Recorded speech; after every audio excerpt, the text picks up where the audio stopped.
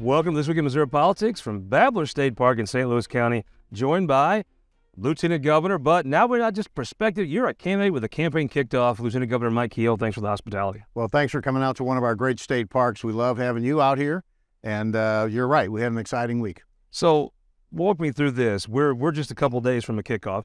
I'm not even sure I knew what a campaign kickoff actually meant until I saw hundreds of people jam into a place in Jeff City.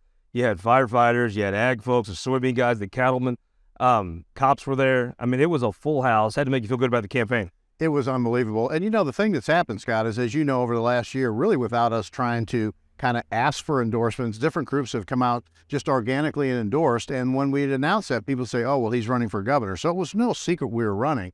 But my core group of people, my supporters, the businesses, the friends, the community people that Claudia and I have been around for a decade said, when are you going to have a campaign announcement?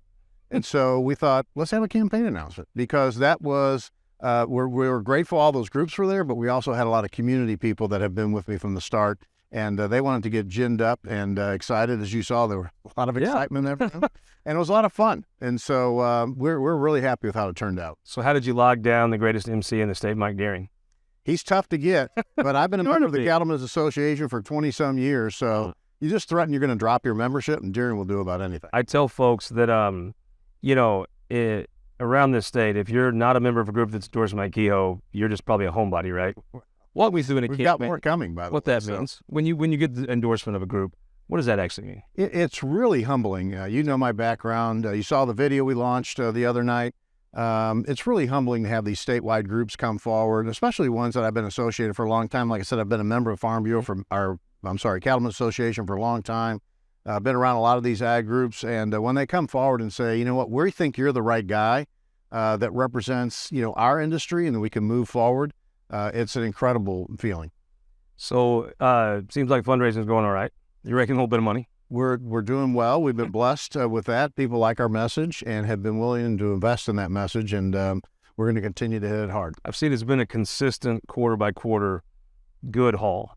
That's got to take an organization on the ground, right, to make that happen? It does, and it takes a lot of grassroots and a lot of relationships. As you know, I travel the state extensively, and the first time you meet somebody, at least my way of doing it, I don't say hello and can you write me a check. I want them to build a relationship. I want them to get to know who I am. I want them to not be afraid to take me to the local coffee shop and introduce them to your friends. And we spent a lot of time laying that groundwork. So now we're at the point where now we know those folks well enough, and we're asking them to help get groups together. So, look, nobody has more contacts in their phone than you and Caleb Jones. I'd hate for you guys to have it out on a matchup, but you might. I tried to take Caleb Jones' phones once just to see who has more, and I couldn't get it by from him. So, but yeah, he has a lot. Tell me about this, the Missouri Adventure trailer. This is your trailer that you bought.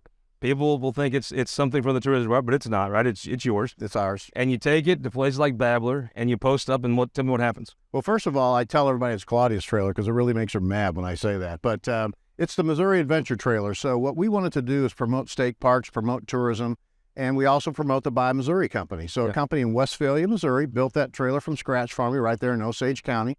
Another Buy Missouri Company, Impact Signs, up in Pettis County in Sedalia, agreed to wrap it for us with a Missouri theme. And what we do is we go around and promote tourism activities, mainly in state parks, but we've been to the Enterprise Center in downtown St. Louis. We've been outside of Busch Stadium. We've been downtown Kansas City. We've been at Big Cedar Lodge down in Branson. We've been all over with the trailer promoting tourism. So I do see you've got the Badminton Forest Park, the old courthouse. I see the Chiefs Stadium. We got a bridge there. Looks a little downtown St. Louis, Union Station. I do see Wonders of Wildlife. Absolutely. And Bass Pro. Nice. State Capitol, going on into some farm. 66, I like it. I don't see Busch Stadium on there. That is missing. Busch Stadium is coming attraction because, you always got to have a new piece coming to the adventure trailer. And since it's vinyl, we can stick Busch Stadium right on there, yeah. Right over one of the top of the cows, and that will make Deering. So what do you cook some pancakes when this shows up? We do, and so we do it for the campers who are in the campground, the park staff. We have great staff in these parks that really work their tail off. We like to do that. And as I mentioned, when we go to smaller markets, whether we're at Truman Lake or we're down in Berry County at Cassville at Roaring River, a lot of times the community, the chambers of commerce, different business people come out. It's a lot of fun, and it gives us an opportunity just to tell people about what state parks are about, appreciate them coming here, appreciate the staff, and just continue to promote what we have in the state of Missouri. It was almost innovative. You were in the legislature. Governor Nixon, that was his passion. State parks was his true, You could almost always know he was trying to angle some money into a state park somewhere. Then COVID hits and he looks like a visionary, right? Yeah, have you ever been to Echo Bluff? I have. So, I saw Governor Nixon recently, and he said, if we had one more bridge at Echo Bluff, I said, Jay, Wow. no more bridges at Echo Bluff. But it's a beautiful park, to his credit. And when It's COVID, the best hotel with Doug Nelson's name on the wall I've ever been to in my life. that's incredible. And just coincidentally, there's a Wheeler Bridge. I don't know where that came from, but I will tell you that our parks were overflowing in the COVID era. At Johnson Shut-ins, which we've been to with the adventure trailer before, they're literally parking on the sides of the road trying to get to the shut-in. So, who would have known it? But we're one of only 7 states in the union that our state parks are still free. Now, you have to pay to camp, obviously, or something. But if you just want to go into the park, we don't charge. And people say, well, of course you don't. But 43 other states do. You have to pay just to pull in the parking lot. So it's a great asset for Missourian, and we just hope people get out and enjoy it because we have some beautiful I facilities. think sometimes you had to sell them a little bit until COVID hit, and then you couldn't even get into it. No, you can't. It was so full. It was a great way to put that on display. And I thought it was, sometimes you have a little foresight. You get to see it come in. It was nice. Yep. Missouri's tourism industry is an $18 billion impact to our state's economy. It's in the top 2 or 3 important industries. 301,000 Missourians work for tourism. So promoting tourism in our state is something I like to do because I love to sell, and it's natural because it's an economic benefit that you can't believe to our state. Obviously folks talk about going to Hawaii or whatever for the week, and that's great. Good for them. But if you're going to take a weekend trip, I'm not sure there's a better place in 6-hour drive to just find your spot in Missouri, because you've got cities, you've got Malibu State Park right outside of a city, you've got rural areas, fishing, hunting. I'm not sure there's a better weekend destination than Missouri. One of the things Governor Parsons started as lieutenant governor and asked me to make sure happened on the Tourism Commission was, South Carolina people are nice and Arizona people are nice. Let's market to somebody closer to us. Yep. Let's market to a gas tank vacation, somebody you can get here on a tank of gas. We are a staycation state. That means we're a 4 to 6 day place. We're never going to be the 2-week place. Yep. So let's go to our sweet spot. So the Tourism Commission has done an excellent job with a great tourism staff of marketing the states around us, trying to promote things. And let's face it, in Iowa and Kansas, not a lot to do. Nothing. So let's bring those people down here. Pre-COVID number, we had 42 million visitors come to our state. Last year, we were back up to 41 million. So there's a lot of people coming to the state of Missouri to see what we have. Give us a try, right? Kick the tires, they liked it. Absolutely. Let's talk People about are spending money. this campaign. I watched your video at the event last night. I think it's on your social media and your website. Grew up in North St. Louis. I think I knew that. I'm not sure how many people knew that. You talk about in there, you had a single mom that raised you, and with youngest of 9, is that right? Youngest is 6. Youngest 6. Coming up, that could have been easy. It wasn't easy. And, look, I go back to my old neighborhood many times. There's a community center there in Walnut Park that Claudia and I are volunteers at, with a farmer gang member who's doing great things in the community, giving kids hope. But that's the problem with lots of urban areas across the state, including in St. Louis, is when you stand where I grew up and you look at the houses next to it and the houses are boarded up. I mean, how many of those kids that live in those neighborhoods think that there's a chance of going and being a part of an American dream? They don't think it's real. Yeah. They really don't. I talked to these kids when we were filming that commercial right in front of my old house. I talked to them and told them who I was and what I did. And they say, we can't believe you're from here. That never happened in this neighborhood. And just We're on low expectations sometimes. you gotta make sure they understand there's hope. Yeah. You gotta understand what they're going through. And it's easy to be in some other county in Missouri and see what's happening in inner city and say, oh, those people are just a bunch of crazy people. Yeah. They're folks just like you and me, and they just want an opportunity. Zio, the youngest Ford dealer in the country, right? Youngest in 1992, we were the youngest Ford dealer in the country. Started a manufacturing plant in Osage County. Osage County, Osage ambulances. We ended up selling to the employees when I bought the dealership, and they're one of the top emergency vehicle manufacturers in the United States now, still owned by the employees. And they've grown. When I left, we had about 50 employees. They're up to 125, one of the most important manufacturers in the county, and the employees still own it. I remember there was a time you were presiding over the Senate when Senator Schatz and Senator Lively were inquiring of each other. Maybe the 3 people that together employed more Missourians than anybody else that's ever been on the Senate floor at the same time. Yeah, it's Doug Lively and I become great friends after the Senate. We had a few little scarfs while he was in the Senate, but he's truly, that's the problem with the politics right now, is that people can't disagree. You can disagree on the floor, but you get outside of the floor, you should understand and respect each other, and Doug definitely does. Obviously, Dave Schatz does, both incredible successors. Interesting point you bring up, though, because I remember you, Doug Lively, employers, business guys, type A guys, could be a little heated, right? But today, I know there's a bigger supporter of yours than Doug Lively. No, he understands that, looking at the government from a small business point of view is really the right way to do that. When you're thinking about policy, when you're thinking about controlling spending, all the things you can do from a business person's point of view.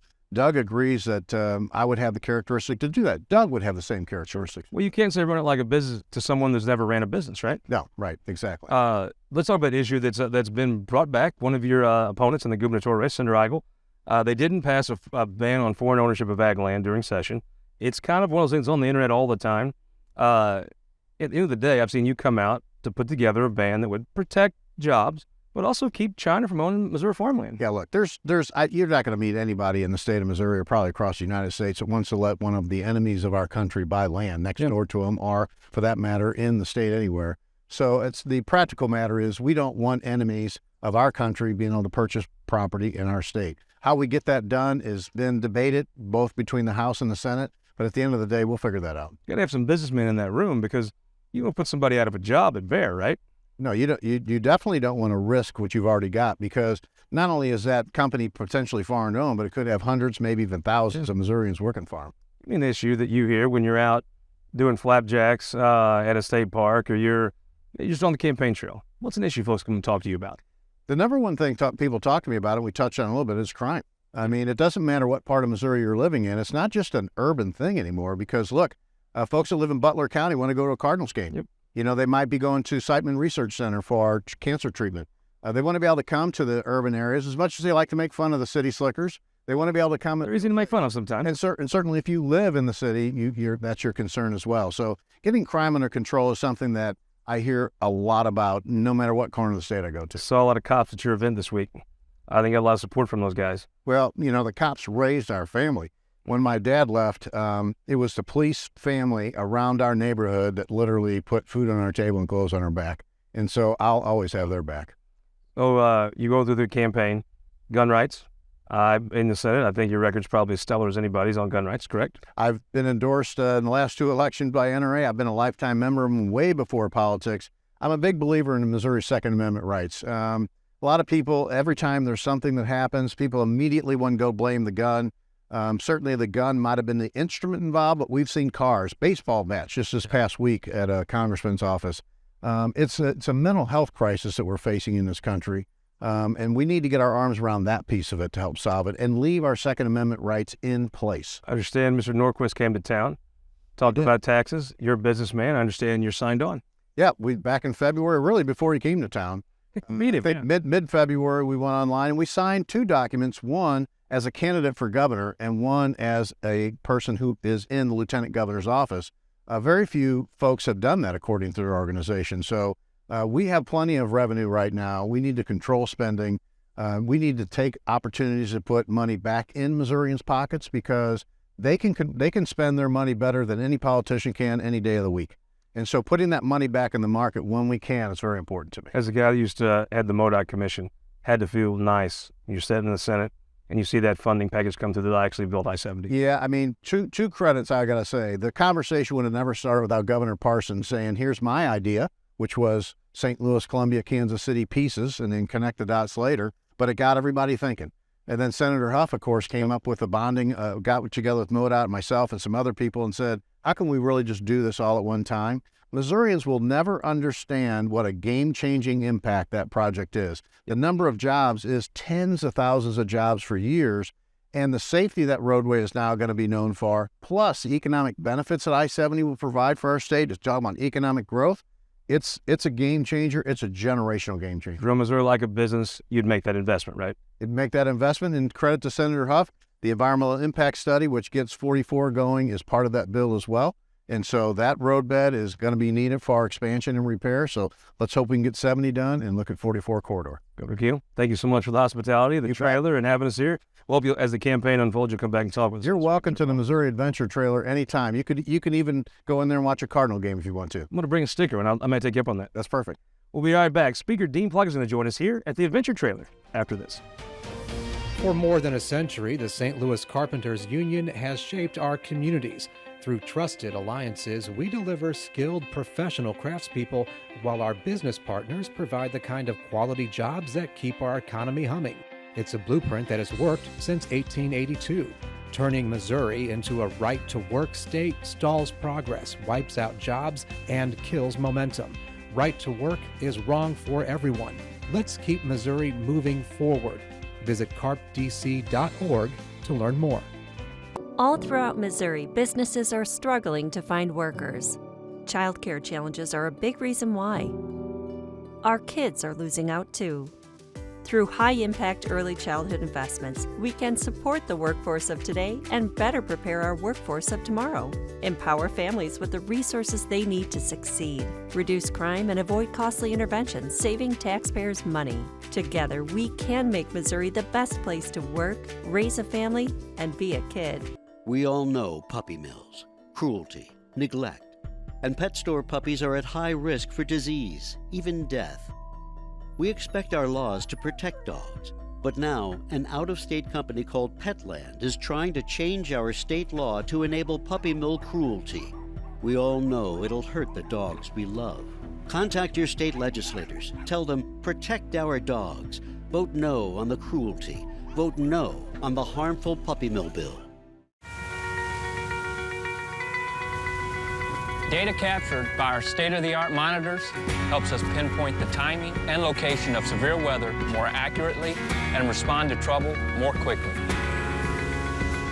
Ameren, Missouri's investment in smart technologies like this is one way we're improving reliability and restoring power faster than ever. Responding to trouble before trouble hits. That's energy at work. Ameren, Missouri.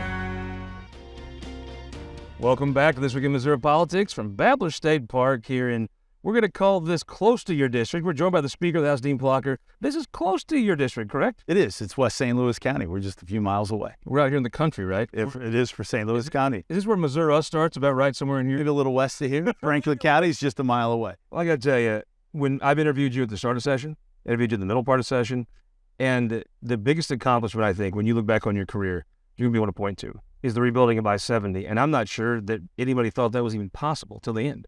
Well, we didn't, but it's a great investment in Missouri's infrastructure. Missouri has a great geographical advantage, and this really helps play off of that, so we can be the heart of the country with great transportation. The truth is, Florida has beaches, Las Vegas has casinos, Texas has oil.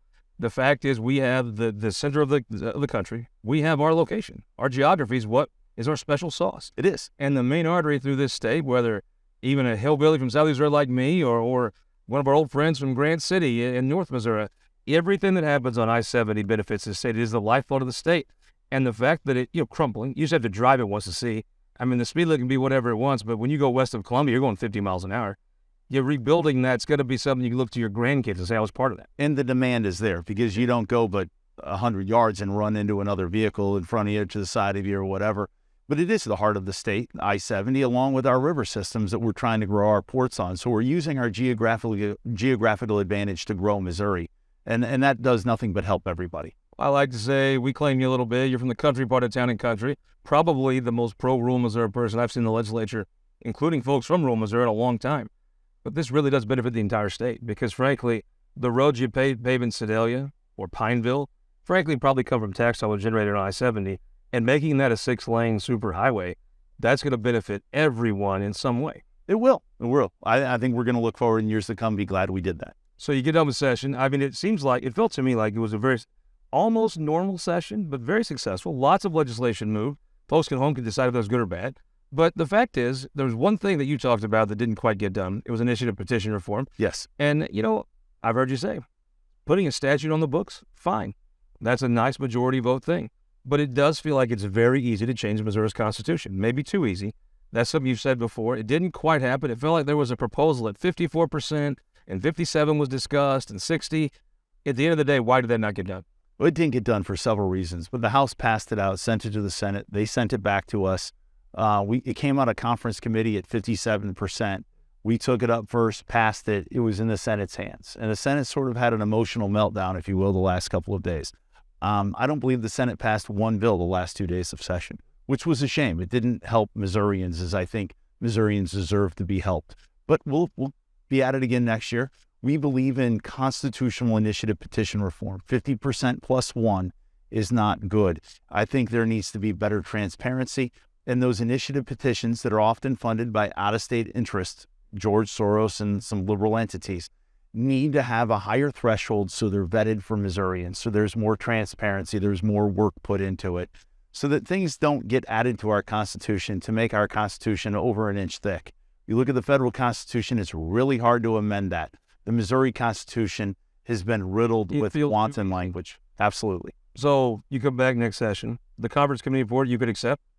We did. I mean, I like that? I did. I felt like it was worthy of passing. It's never going to be it's not made to be whatever you want, right? No, you don't get what you want. Yeah, exactly. And I thought, that seems like the starting point for next session, right? I think so. I think we're going to work off of that, but we're going to come back with another version. We'll work with the Senate again. Again, I believe it's a priority for all Missourians to make sure that our Constitution is not riddled with silly language and baiting people in to vote for something because of candy that they put on the ballot. Let's talk about some things that did happen. From the start, I heard you and Caleb Brown say, we're going to do something to address transsexual boys playing girl sports. You got that done, and even more, right? We did. We had a good session. Earlier I said I think we got a B+. We could have had an A+ if everything had passed, but that's not often the case. But we did pass transgender sports. We passed transgender surgery. We passed Social Security tax. Reduced it to zero. But when I watch people, especially on social media, they'll be like, well, here they go again with some social thing. But I tell you what, you go to Smitty's here in St. Louis County, you go to the Cottage Inn in Poplar Bluff, you're going to hear people talking about transgender issues. Well, I think regular folks were big fans of what you did. If you didn't do it, I think they would be a little bit frustrated. I think they would, and I think they would be deserving of being frustrated. To get a lot of things done to your body or to do things, to drink, to drive, to have a tattoo is all regulated, and you can't do it when you're 14 and 15, as was happening to these children, early teenagers. We stopped that. There are people that are now going to be held accountable if they do that. And our goal is to let children grow up and make these decisions when they turn 18. Two important things. I heard a lot of your colleagues say, look, at 18, do what you want. Right. There were some folks that disagree with that, but I mean, at 18 years old, do whatever you want. And two, this is 4 years, right? Absolutely. Imagine how much people know now about transgender issues that they did not know 4 years ago. And imagine what you're going to know 4 years from now.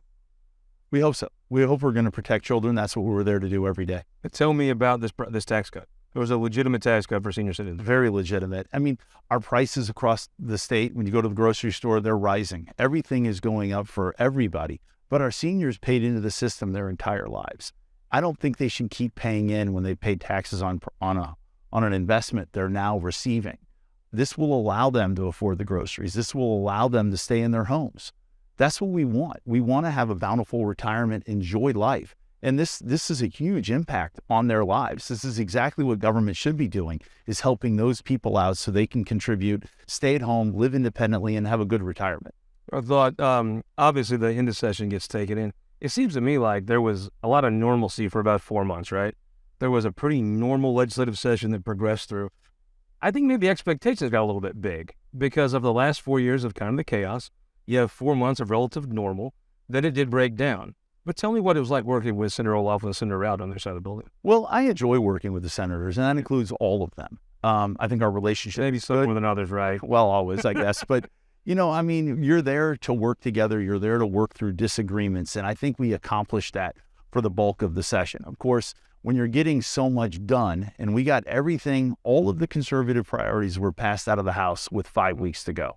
The Senate operates differently. I may be a little bit in disagreement with some of the rules, but we put on the table everything that could be done with 5 weeks to go. It didn't cross the line, but I think it creates that expectancy of people when we sent it to them so early, and not to get it all back provided some disappointment. But we did have a good session. I'm incredibly proud of the 163 House members that we have, 110 Republicans.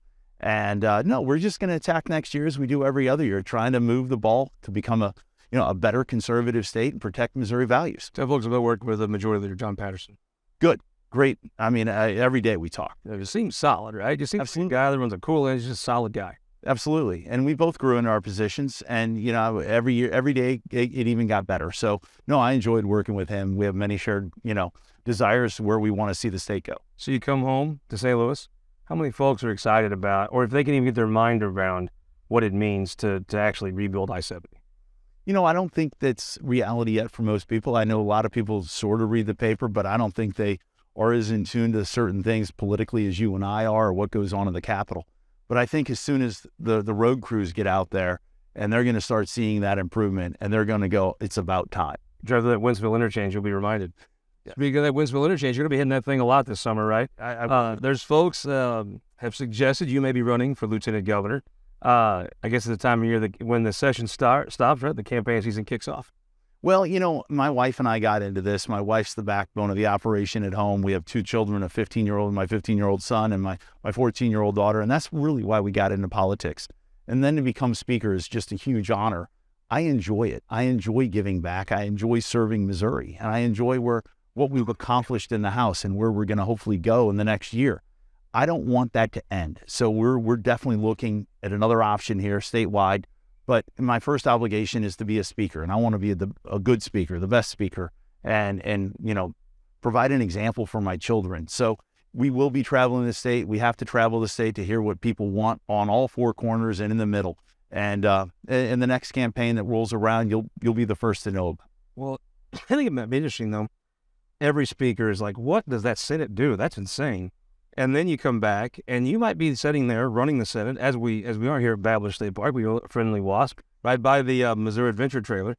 You might be able to give, hey, this is how the House looks at this, guys. This is how the House actually approaches things. Might be an interesting addition to the Senate, right? Well, I think over my 8 years serving in the House, I've developed good relationships with House members and good relationships with the Senate.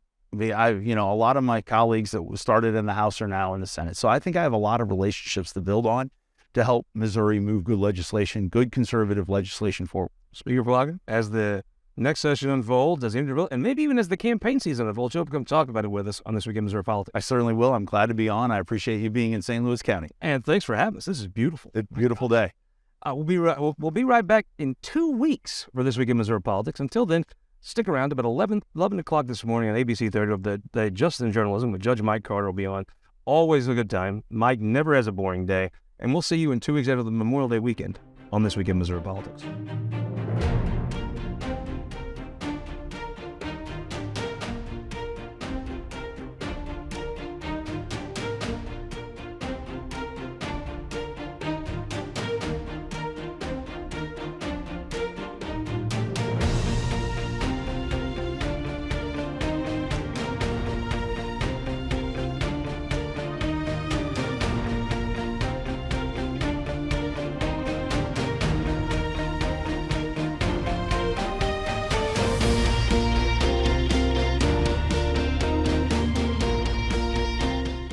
This Week in Missouri Politics is sponsored by the Missouri Automobile Dealers Association, Ameren, Spire, and the United Electric Cooperative.